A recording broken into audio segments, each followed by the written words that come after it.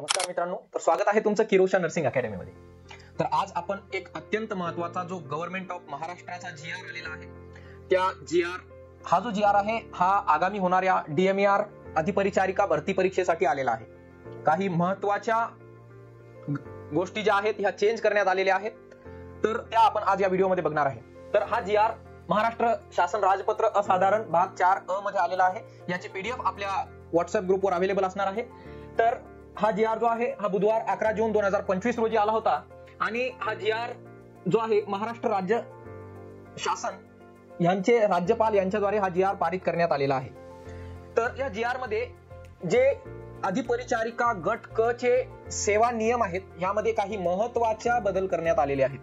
तर ते बदल काय काय आहेत, तर ह्या GR नंतर जो अधिपरिचारिका गट क चा जो सेवा प्रवेश नियम होता तो त्याचं नाव बदलून अधिपरिचारिका गट क सेवा प्रवेश नियम 2025 असं याचं आता नाव चेंज करण्यात आलेलं आहे. आणि ह्याच GR च्या आधारावर ह्या पुढील होणाऱ्या सगळ्या DMER च्या DHS च्या परीक्षा ज्या आहेत याच नियमाच्या आधारावर होणार आहेत. आता याच्यामध्ये महत्वाचं काय आहे, तर तुम्हाला परीक्षा देण्याकरता GNM किंवा BSc किंवा PBBSc तुम्हाला पास आउट असणं अत्यंत महत्वाचं आहे. त्यानंतर नियुक्तीचा मार्ग कसा असणार आहे, तर पहिला नियुक्तीचा मार्ग नामनिर्देशनाद्वारे होणार आहे. म्हणजे ज्या आताच्या परीक्षा आतापर्यंत आपण देत होतो त्याची जी मेरिट लिस्ट लागते त्या मेरिट लिस्ट नुसारच आपला जो आहे सिलेक्शन होणार आहे. सगळ्या परीक्षा ह्या कम्प्युटर बेसवर असणार आहेत आणि स्पर्धात्मक परीक्षेच्या जे निकाल येतील त्याच्याच आधारावर आपली जे सिलेक्शन आहे ते होणार आहे. त्यानंतर वयोमर्यादा काय आहे, तर वयोमर्यादा बघा, ही जी अर्ज स्वीकृतीच्या अंतिम दिनांकापर्यंत 18 वर्ष कमीत कमी 18 वर्ष पूर्ण असले पाहिजे आणि जास्तीत जास्त जी वयोमर्यादा आहे ती जास्तीत जास्त वयोमर्यादा कमाल वयोमर्यादा ती अमागास प्रवर्गातील व्यक्तींसाठी 38 वर्ष, म्हणजे ओपन कॅटेगरी मधले जे पण कॅन्डिडेट असतील त्यांच्यासाठी 38 वर्ष आणि मागास वर्ग प्रवर्गातील स्टुडंटसाठी 43 वर्ष एवढी कमाल वयोमर्यादा ठेवण्यात आलेली आहे.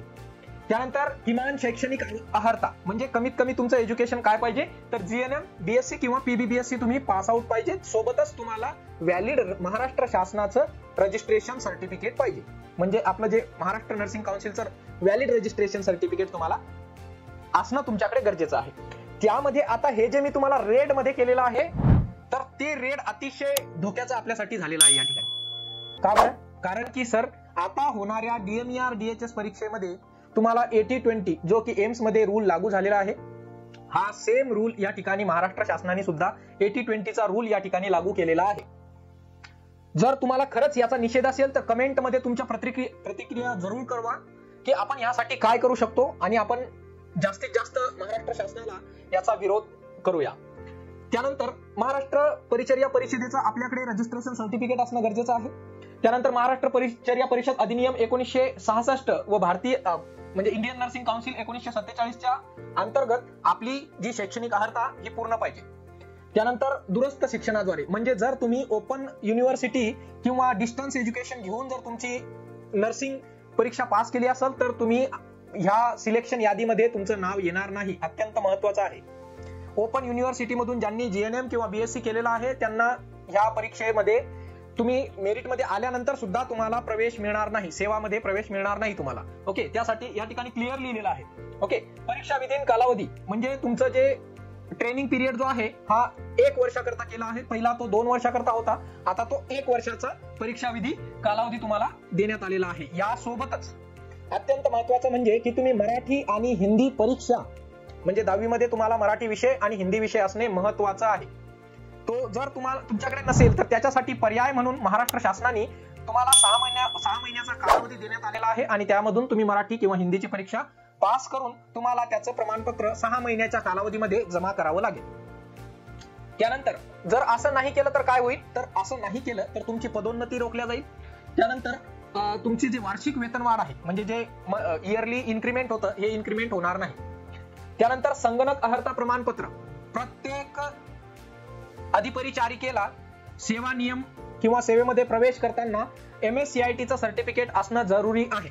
आता हे MSCIT चं सर्टिफिकेट सर एक सिलेक्शन झाल्या पाहिजे का, तर नाही. तुम्ही जॉईन झाल्यापासून 6 महिन्याच्या कालावधीमध्ये तुम्हाला MSCIT चं सर्टिफिकेट जमा करावं लागेल.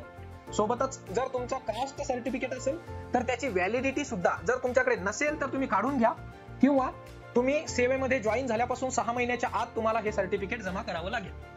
त्यानंतर लहान कुटुंबाचं प्रमाणपत्र जे पहिले पण होतं, म्हणजे तुम्ही सेवेमध्ये जॉईन करण्या अगोदर तुम्ही जर विवाहित असाल तर तुम्हाला 2 पेक्षा जास्त अपत्य नको. जर असं असेल तर तुम्ही प्रवेशासाठी पात्र नाही आहात. त्यासाठी तुम्हाला लहान कुटुंबाचं प्रमाणपत्र जर विवाहित असाल तर द्यावं लागेल. त्यानंतर नियुक्तीच्या अन्य शर्ती व अटी, जे तुम्हाला बाकीचे जे DMER चे नियम होते हे बाकीचे नियम सुद्धा लागू असणार आहेत. आणि अजून एक महत्वाचं म्हणजे जर इन केस शासनाला गरज वाटली तर तुम्हाला भारतीय संरक्षण खात्यात, म्हणजे जसं जर कधी वॉर झाला तर अशा वेळेस तुम्हाला भारतीय संरक्षण खात्यात भारतामध्ये किंवा विदेशामध्ये कुठेही पाठवलं जाऊ शकतं. परंतु याच्यामध्ये 2 लोकांना रिलॅक्सेशन दिले आहे की ज्यांचा सेवेचा कालावधी 10 वर्षांपेक्षा जास्त झाला आहे, प्लस ज्यांच्या वयाची 55 वर्ष पूर्ण झाले असतील, अशा 2 व्यक्तींना किंवा अशा 2 कॅटेगरीच्या स्टाफला यामधून वगळण्यात आलेलं आहे. म्हणजे तुम्ही सेवेचे 10 वर्ष पूर्ण होईपर्यंत तुम्हाला भारतामध्ये कुठेही काम करायला भारतीय संरक्षण खात्यात पाठवलं जाऊ शकतं. ते भारतामध्येच नव्हे तर विदेशात सुद्धा हे लागू होईल. बदलीची तरतूद जी आहे ही तुम्हाला महाराष्ट्रातील कोणत्याही शासकीय महाविद्यालयात तुम्हाला पाठवलं जाऊ शकतं. त्यामुळे बदलीचा जो नियम आहे हा सेम आहे.